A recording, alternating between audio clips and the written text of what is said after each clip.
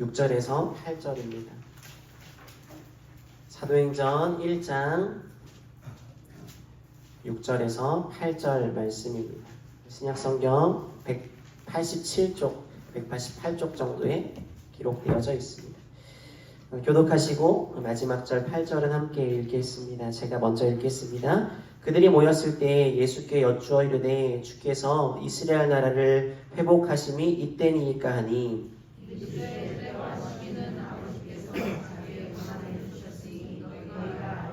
8절 함께 읽겠습니다. 오직 성령이 너희에게 임하시면 너희가 권능을 받고 예루살렘과 온 유대와 사마리아와 땅끝까지 이르러 내 증인이 되리라 하시니라. 아멘.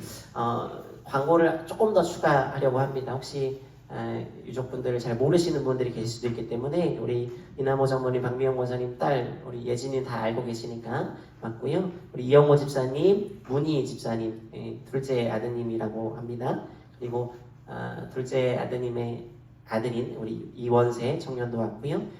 우리 이종배 권사님 셋째 아들이신 이신호 성도님도 함께 예배하게 되었습니다. 서로 다 알고 계신 사이시죠? 네, 이따가 위로 인사 나누시면 좋겠습니다. 우리 신앙으로 고백하겠습니다. 주께서 부활하셨습니다. 성령께서 임하십니다. 아멘. 우리가 예수님의 제자에 대해서 쭉 나누고 있는데 오늘은 11번째 시간입니다. 어떤 목사님께서 우리나라를 향해 분열의 영이 가득하다라고 말씀하신 그런 기억이 있습니다. 물론 제가 전 세계 모든 나라를 다 아는 것은 아니고 또 각 나라마다 어떤 형태로든 갈등은 존재하기 마련이죠. 우리나라를 볼 때 유독 참 많은 다양한 갈등들이 있습니다. 정치로도 좌와 우가 나뉘어져 있죠. 목사님들 넥타이 매실 때도 되게 조심한다고 하세요. 그래서 또 세대 간의 갈등도 무시하지 못하죠. 나이 드신 분들과 젊은 세대의 갈등도 만만치 않습니다. 성별에 따른 젠더 갈등도 존재하고 있습니다. 지역 간의 갈등도 참 심합니다. 지난 여름에 강릉 일대가 가뭄으로 많이 고생을 할 때 사람들이 조롱하듯 한 말이 있어요. 정치인을 잘못 찍어서 그렇다라는 이런 정말 갈라짐의 모습이 많이 보여집니다. 이런 다양한 갈등은 역사적으로도 굉장히 오래되었는데요. 성경의 시대에도 이념의 갈등이 존재했습니다. 오늘 나눌 제자 가나나인 시몬이 바로 그 중심에 있습니다. 오늘 11번째로 그 시몬에 대해서 이야기를 나누어 보려고 합니다. 오늘 우리가 나누고 있는 시몬은 베드로와 이름이 동일합니다. 베드로의 본명이 시몬이잖아요. 그래서 구분짓기 위해 가나나인 시몬이라고 호칭을 합니다. 이 시몬을 호칭하는 명칭이 바로 가나나인인데요. 마태복음 10장과 마가복음 3장에 동일하게 가나나인 시몬이라고 기록하고 있습니다. 그리고 누가복음에는 조금 다른 표현을 쓰고 있죠. 조금 낯선 단어 셀롯이라는 말로 시몬을 호칭합니다. 셀롯은 영어로 질, 열심이란 뜻이에요. 그래서 이 사람을 열심당원이라고 소개해요. 마태복음 말씀을 다른 번역본에서는 가나나인이라는 말 대신에 열혈당원, 열심당원이라고 바꾸어 놓았습니다. 그럼 왜 마태복음과 마가복음에는 열심당원이 아니라 가나나인이라고 기록하고 있을까요? 히브리어 카나라는 말에서 온 말인데요. 이 카나라는 말이 열심이 있는 이란 뜻이에요. 그러니까 시몬을 향한 호칭은 조금씩 다른데 의미는 다 동일합니다. 열심이 있는 사람, 열심당원, 열혈당원 이렇게 소개할 수 있어요. 그리고 놀라운 건요. 성경에 시몬에 대한 소개가 더 이상 등장하지 않습니다. 성경에 12제자의 명단이 기록된 복음서 그리고 사도행전 1장을 제외하고 이 가나나인 시몬이 어떤 일을 했다라는 기록이 전혀 없습니다. 더 이상 소개하고 있지 않아요. 자, 그러면 열심당이 뭐냐 이 얘기를 좀 먼저 나누어야 되는데요. 적절한 좀 비유가 되기를 바랍니다. 우리나라도 정치 성향에 따라 정당이 나뉘어져 있습니다. 국민의힘 같은 보수 정당이 있는가 하면 진보 성향을 띠고 있는 민주당이나 정의당 같은 곳도 있죠. 그런 것처럼 이스라엘 사람들도 크게 4개의 파벌로 나뉘어져 있었습니다. 첫 번째 그룹은 많이 들어보셨을 거예요. 바리새인이라고 합니다. 이 사람들은요, 성경에는 정말 관심이 많아요. 그런데 정치나 현생에는 그렇게 관심이 없었습니다. 두 번째는 사두개인이라고 하는데요. 이 사람들은 정치에 지대한 관심이 있었습니다. 성경을 자기들의 입맛대로 해석하는 편이었고 로마 정권을 따르는 편이었습니다. 친로마주의자들이라고 불렸어요. 세 번째는 에세네파라고 하는데 금욕주의예요. 이들은 경건을 추구하고 욕심을 절제합니다. 그래서 아예 세상과 자기를 스스로 단절시켜요. 광야나 동굴로 나가서 공동체를 이루어 살았다고 합니다. 마지막이 오늘 시몬이 속한 열심당입니다. 이들은 정치적으로는 철저히 반로마주의자였고요. 로마 사람들을 굉장히 싫어했습니다. 자기 민족을 지금 지배하고 있으니까. 그래서 어떤 마음이었냐면 무력을 동원해서라도 나라를 뒤엎자라는 마음이 공격적인 애국주의자라고 합니다.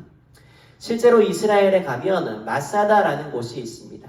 로마와의 항쟁 후에 예루살렘이 함락되는데요. 마지막 요새인 마사다에서 960명 정도의 열심당원이 다 모여가지고 최후의 항전을 똘똘 뭉쳐 보냈다고 합니다.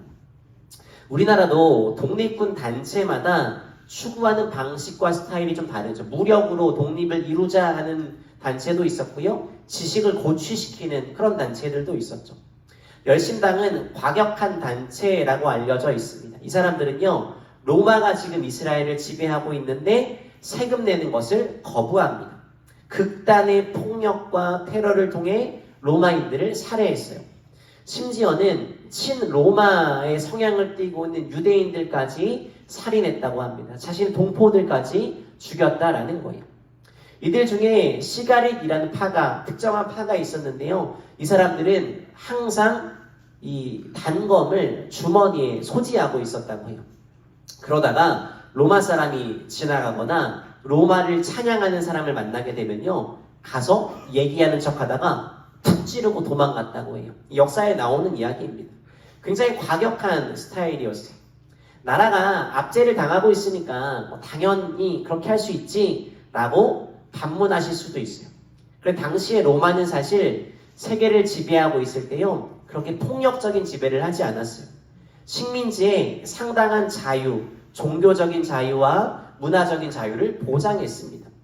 그러다 보니까 오히려 적당히 타협하면서 상당한 자유를 누리는 대다수의 평범한 유대인들이 있었어요. 오히려 이 사람들이요, 열심당원들 때문에 이스라엘과 로마의 관계가 안 좋아진다, 곤란해진다라고 생각했대요. 전체 대다수의 유대인들은 오히려 이 열심당원을 테러리스트로 규정지었다라고 해요. 무엇보다 이 열심당원의 폭력성 때문에 결국 나라가 멸망하게 됩니다. 웬만하면 그냥 그대로 둘 텐데 너무 로마를 향한 테러를 일삼는 거예요. 아예 로마의 황제 티투스가 유대를 무력으로 점검하게 됩니다. 예루살렘 성전이 그래서 무너지게 되고요. 바로 열심당원 출신이 오늘 시몬이에요. 여러분, 이 사람이 예수님의 제자 명단에 들어있다라는 거예요. 열심당원 시몬이 과연 어떻게 예수님을 믿고 따르게 되었을까요?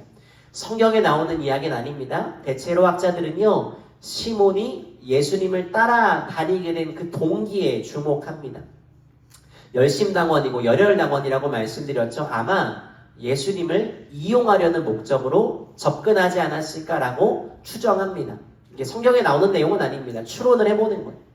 성경이 좀 의미가 있고 재밌는 건요, 주로 친한 사람들끼리 짝을 지어놓아요. 마치 이런 겁니다. 영희와 철수처럼요. 의도를 가지고 짝을 지어놓아요. 베드로, 안드레, 야고보, 요한, 이런 식으로 뭔가 친한 사람, 밀접한 연관이 있는 사람들끼리 묶어놓습니다. 성경을 보니까요, 이 가나나인 시몬과 짝을 이루는 사람이 나와요. 바로 예수님을 팔았던 누구죠? 가롯 유다와 짝을 지어놓습니다. 제일 가까운 사이라는 거예요. 여러분, 가롯 유다에게는 꿈이 하나 있었거든요. 예수님이 나라를 확 뒤엎는 거예요. 위대한 지도자가 되고 자기 나라는 독립을 이루고 자기는 높은 자리에 오르는 게 가롯 유다의 꿈이었어요.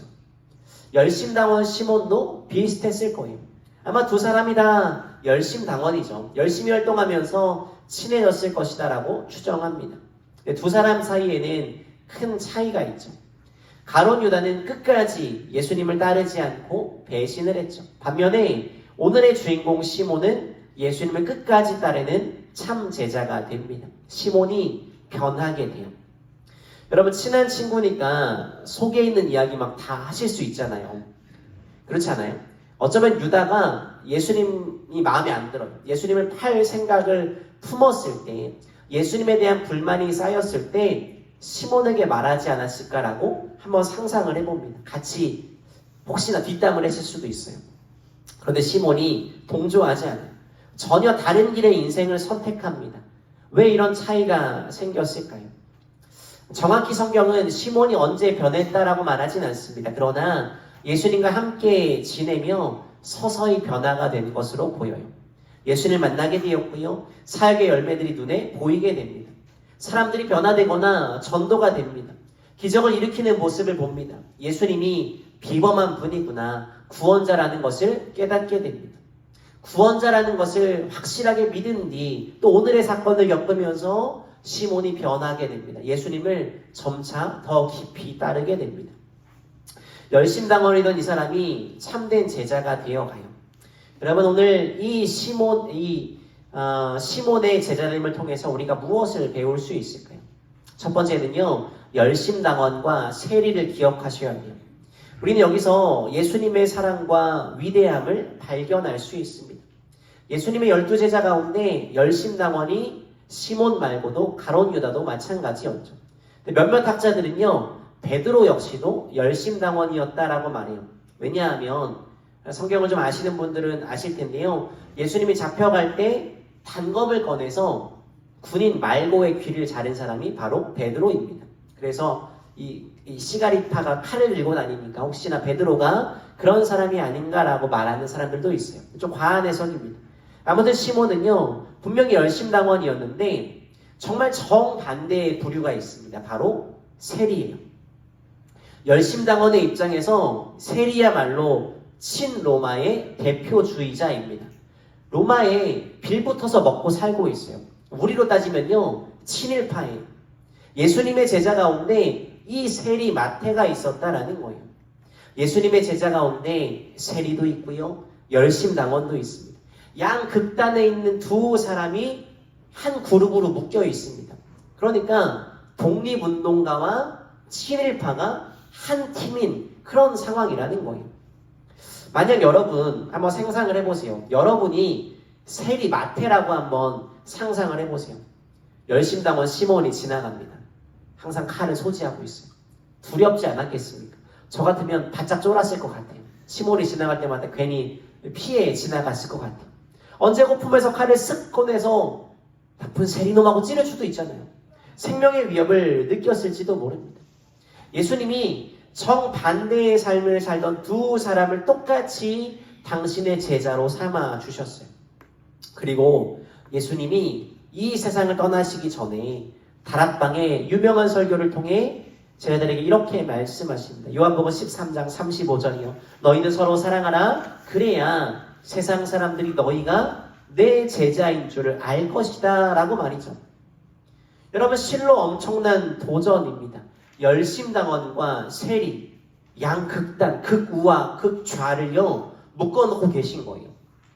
제가 만약 예수였잖아요. 저는요 이런 위험 감수하지 않아요. 이런 리스크 감수하지 않습니다.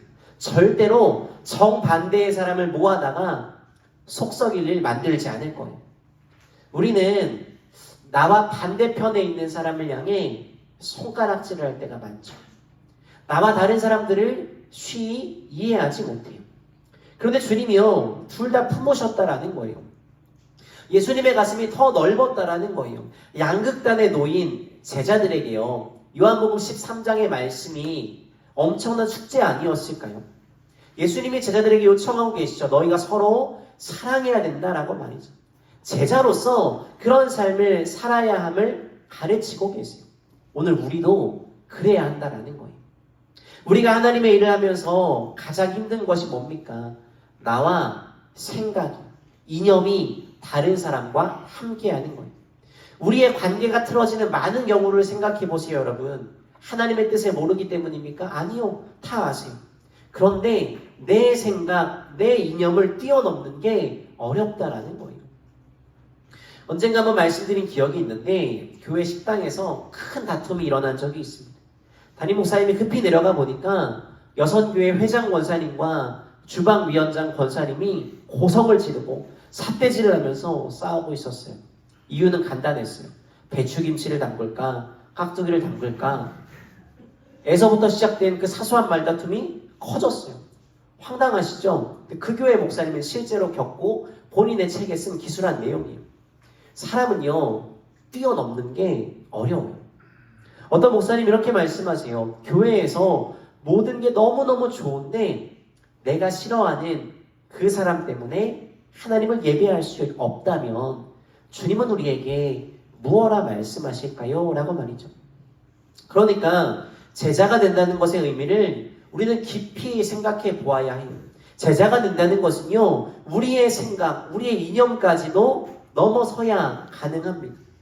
우리가 제자가 된다는 것은요 내가 가졌던 생각이 아니라, 잘 들으셔야 됩니다, 주님의 말씀 때문에 내가 어떻게 변화되느냐 하는 거예요. 다시요, 주님의 제자가 된다는 건요 내가 어떻게 살아가느냐가 아니라요 주의 말씀 때문에 내가 어떻게 변화되느냐, 이것을 보셔야 돼요.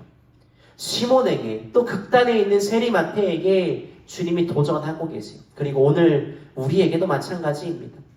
여러분, 권면드리며 간절히 부탁드립니다. 우리 모두가 내 생각을 뛰어넘는 사랑의 제자가 되기를 간절히 소망하며 축복합니다. 아멘. 그의 제자됨의 의미를 또 하나 찾아볼 수 있습니다. 바로 오늘 본문의 내용인데요. 물론 오늘 본문에는 시몬이라는 이름이 등장하지 않습니다. 6절을 보시면 제자들이 묻죠. 주님께서 이스라엘에게 나라를 되찾아 주실 때가 바로 지금입니까? 라고 물어요. 주님, 우리나라 언제 독립합니까? 로마로부터 언제 자유롭게 될 수 있습니까? 라고 물어요. 성경학자들은 이 질문을 던진 사람이 시몬이라고 이야기해요. 왜요? 이 질문은 당연히 자기 민족에 대한 관심, 집착이 있는 사람이 던질 법한 그런 질문이라는 거예요. 사람은 저마다 관심 있는 걸 묻게 되어 있어요. 여러분, 우스갯소리인데요. 젊은 청년들 남녀를 소개팅 시킬 때 정말 꼭 묻는 게 있어요. 남자들은 뭘 물을까요? 맞아요.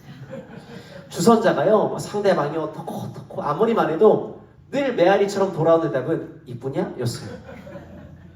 얼마 전에 선배 목사가 목회하는 교회 청년과 제가 아는 청년을 소개팅을 시켜주자라는 얘기가 나왔어요. 그래서 근데 그 선배 목사님도 똑같더라고요. 예쁘냐? 묻더라고요.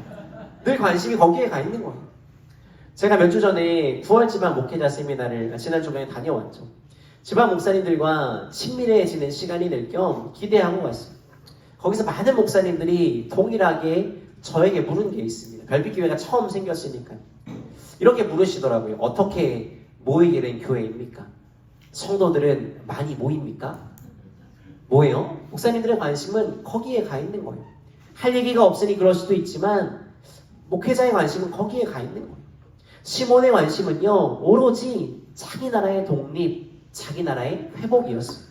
그래서 예수님께 이렇게 물은 거예요. 주님이 시몬의 질문에 이렇게 대답하시죠. 7절과 8절이요. 여러분, 주님의 대답이 뭡니까? 니네가 관심을 둘 건 그게 아니야라는 거예요. 그건 일어나게 될 일이고 너희가 먼저 관심을 집중할 건 내 증인이 되는 것, 복음 전파라는 것. 눈에 보인 니네가 기대하는 너희의 나라를 넘어서서 하나님 나라의 일, 복음 전파에 집중해야 돼 라고 말씀하시는 거예요. 여러분, 이 말을 조금 유식하게 풀어보면 이런 겁니다. 자민족 중심주의, 협소한 애국자를 벗어나라는 거예요. 선교사님들이 선교지에 가서 사역을 할 때 가장 먼저 만나게 되는 장애물이 있습니다. 바로 민족주의예요.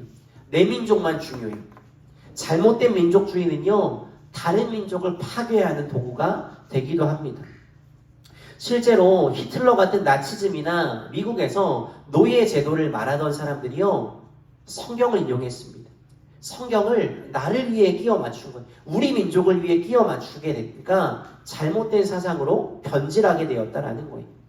시몬에게 주님 하시는 말씀이 뭐예요? 조금 더 넓은 하나님 나라의 비전을 품으라고 말씀하시는 거예요. 예수님의 말씀을 들은 뒤에 열심당원 시몬의 관심이 이제야 바뀌게 됩니다. 시몬을 비롯한 모든 제자가 마가의 다락방에 모여 뜨겁게 기도하게 됩니다. 자신의 열정이 하나님의 열정으로 바뀌는 순간이 시몬에게 드디어 찾아왔습니다. 이 열정을 가지고 이제 이 사람은요, 협소한 애국자가 아니라요, 하나님 나라를 위해 살아가는 사람이 되었습니다. 미움과 분노가 가득했던, 품에 있던 그 칼을 품고 다녔던 시몬이 그 칼을 내려놓고요, 사랑의 인생을 살게 됩니다.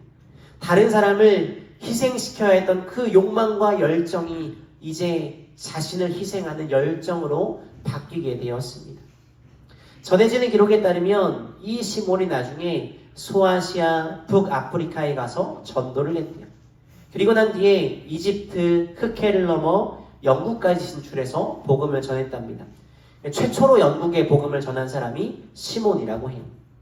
그 뒤에 페르시아로 돌아와서 전도하다가 순교하는데, 우리가 앞서 10명의 사람을 나누었지만 참 잔인하게 죽임을 당했죠. 이 사람 역시 마찬가지였어요. 톱에 몸을 켜서 죽음을 맞이했다고 합니다. 그래서 이 사람을 상징하는 동상에는 꼭 톱을 들고 있는 그런 동상이 있어요. 예수님을 깊이 만나게 된 뒤 자기 나라를 넘어서 하나님 나라를 위한 전도자의 삶을 살게 됩니다. 오늘 우리가 이 사람의 삶을 간단하게 살펴보았어요. 여러분, 예수님이 시몬과 마태, 양 극단에 있는 사람들을 부르시며 좌와 우를 부르시며 서로 사랑하라고 말씀하세요. 그리고 시몬은요, 실제로 그렇게 살아가요. 넓게 사랑하는 사람이 되었습니다. 여러분, 내 입맛, 내 기준에 맞는 사람만 사랑하는 것을 넘어서게 되었다라는 거예요. 자민족 중심주의를 벗어나 넓은 세계로 그의 걸음을 옮기게 되었습니다. 자기 상식으로는 도무지 이해가 되지 않는 변절자 세리마태와 함께 동역하며 그를 사랑하였습니다. 저는 오늘 우리가 이렇게 넓게 사랑하는 사람이 되기를 소망합니다. 왜요? 주의 말씀이 그러니까요. 그런데 여러분, 넓게 사랑하는 것이 쉬운 일일까요? 갑자기 원수 같았던 그 사람이 하트가 막 뿅 나오면서 사랑스러워지고 보기에 좋을까요? 아니죠. 나 중심에서 내 민족 중심주의를 벗어나는 게 가벼이 일어날 수 있는 일일까요? 결코 아니죠.